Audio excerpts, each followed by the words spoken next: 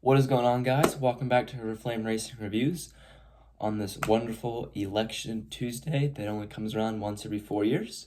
Hope you guys have a great day of voting. Make sure your voice is heard and get out there and vote. But that's not why we are here to talk about today. We're going to talk about INDYCAR. And we're going to talk about, in this video, we're just going to talk about INDYCAR. We're going to talk about the silly season.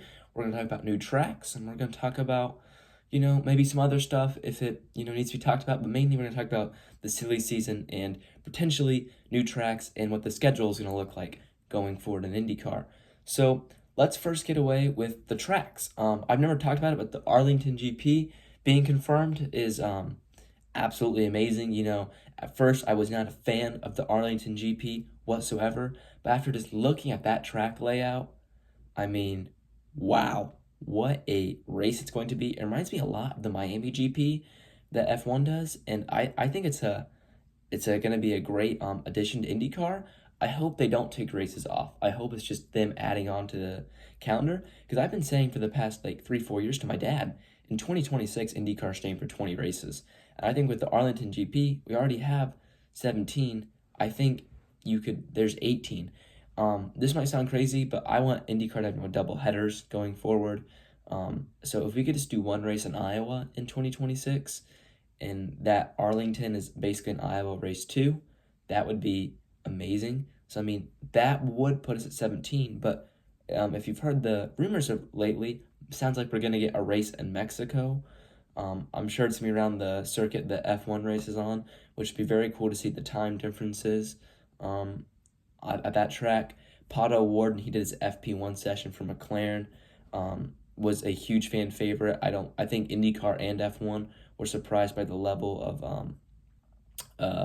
love he was getting from the fans. It was truly amazing to see from an IndyCar standpoint, and I would just like to say I loved seeing it. It was great to see Pato get the love that he deserved, and I think that it's a no-brainer to get a Mexico race in 2026, because the Mexican fans I know would just love it. It's a no-brainer for me to get that race done in 2026. And if they do 2 races at Iowa, adding those 2 would be 19 races. If they do 1 race at Iowa, then it would just be 18. But I believe with the Hy-Vee sponsorship of that track, Iowa's going to stay 2 races for the majority future. So if they add them 2, that's 19 tracks.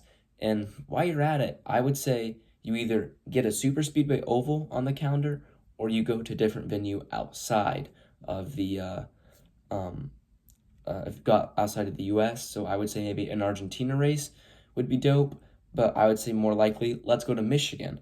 I mean, seriously, you had Arlington, Mexico, and Michigan. You had a super speedway, a Grand Prix style track, and a street circuit. That would be amazing for 2026. That's 20 races if they keep Iowa doubleheader. And then, if they have a 19 track, well, technically 18 racing facilities because of the Indianapolis Motor Speedway having a road course and an oval, 18 facilities, 20 races, that would be absolutely incredible. But then heading into 2027, 2028, if they do get 20 races, I'd love to see them drop Iowa just to 1 race and they add a racing facility somewhere else. I do think that IndyCar will get to a point one day where you have 20, 21, 22 races with, say they have 22, say in 2029 they have 22 races.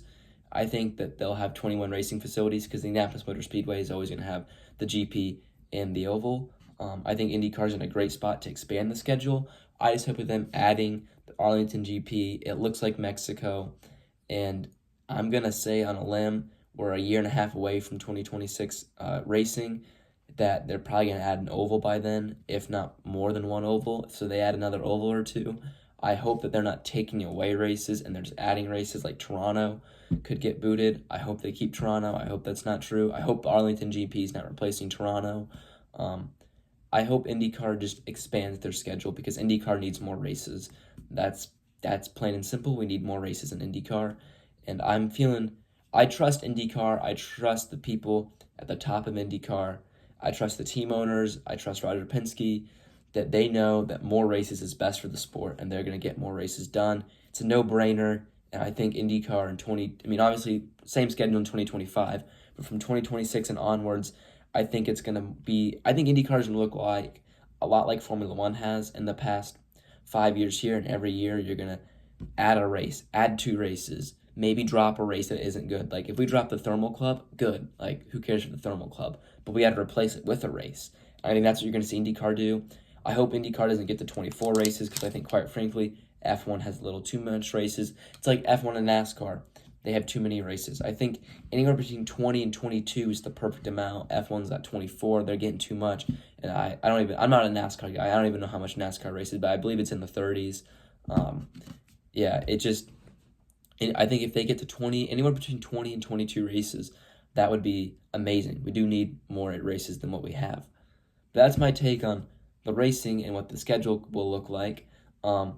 Now let's talk silly season. So if you don't know, a few hours ago, Robert Shwartzman was confirmed at Prema. So now we know the Prema lineup is going to be Kyle Mailot and Robert Shwartzman.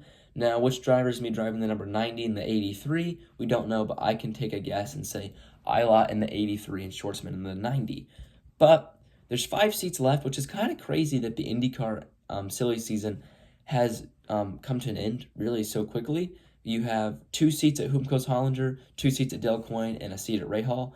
It's kind of funny how I say it's coming to an end when 2 teams don't even have 1 driver confirmed, those being Hoomco's and Dale Coyne. But from pretty much everything I know, Connor Daly is going to have Polka Dot next year, and he's going to be at Hoomco's Hollinger Racing. For me, that's a no-brainer. I don't know who else Hoomco's is going to get by the guys that have been signed. I really don't know who else is out there for them to get besides Connor Daly. And Romain Grosjean, from what I know, the seat is his if he wants it, but I don't think Grosjean wants to be in IndyCar come 2025. Maybe he'll run the 500 with a one-off, who knows? But from what I know is he wants to do IMSA next year and run the Le Mans. So I believe that he's going to be over there doing IMSA, and I love that for him. So I don't think Grosjean's going to be back with Hoomco's next year. From what I've heard, they need money, and it's going to be Devlin DiFrancesco. If I'm a betting man, my betting man is Hoomco's lineup is Daly and DiFrancesco. That's just me. Devlin brings a lot of money, and if Connor brings Polka Dot, I think even if Connor doesn't bring Polka Dot and they bring Devlin DiFrancesco on board, Daly still gets the seat just off his performance he did for them in the last 5 races. I think Daly pretty much has that seat locked no matter with sponsorship or not if they bring Devlin DiFrancesco in. Now, if Grosjean wants to return and it's his seat if he does return, then I think Daly has to have sponsorship. If Grosjean leaves and Francesco's in, then I think Daly gets the seat no matter what. But if Grosjean returns, he's going to need sponsorship. Also, we have Dale Coyne. As far as I know, as long as Rinus VK's got sponsorship, he'll get the Dale Coyne seat. For the second seat, I have zero clue who's going to get it. It could really be anyone. I'm going to say maybe if they put VK in the 18 and Catherine Legge in the 51, that necessarily wouldn't surprise me, but Catherine Legge will probably have an elf next year, so I think she's in the front running for the 51, and if VK's got backing, he'll probably get the 18. Now, for my boy Linus Lundqvist, who unfortunately was not retained by Chip Ganassi Racing, I don't think he fits in with Hoomco's. If he's got sponsorship, I think Dale Coyne would be a fool not to sign him. I mean, think about if Dale Coyne had Rinus VK and Linus Lundqvist. That would be sick. I'd love that. That would be my favorite lineup throughout the grid. Because Coyne, after having a horrible year, get those 2 awesome drivers and just really push through the field. That would be amazing. But we'll have to see if that's how it shapes out. But I would think him sliding into Rahal, that last Rahal seat, makes sense. If they need sponsorship, we know 5 Hour Energy is going to be back with Pietro Fittipaldi. So maybe they just take a punt on Pietro, but he failed to get them in the leaders circle last year. So I would say that's going to have to probably take a tick off his box. And I would say that probably means they're going to go talent because Linus Lundqvist has all the talent in the world and he deserves a seat. So I think he'll for sure probably get them the Rahal seat. If he doesn't get a Rahal seat, I would expect to see him with Ganassi because he signed a multi-year deal. He'd definitely probably be, they'd probably run a 4th car at the 500 with Linus. They might even run a 5th car. I think Ganassi's going to run 2 extra cars at the 500. One of them probably being Rinus VK and one of them probably being a surprise, who knows. But definitely, if he doesn't get a ride, I expect to see him somewhat with Ganassi next year. But, that's really all I have to say about the IndyCar silly season and the tracks. I hope you guys enjoyed this video. Make sure to subscribe and follow my Instagram, and see ya!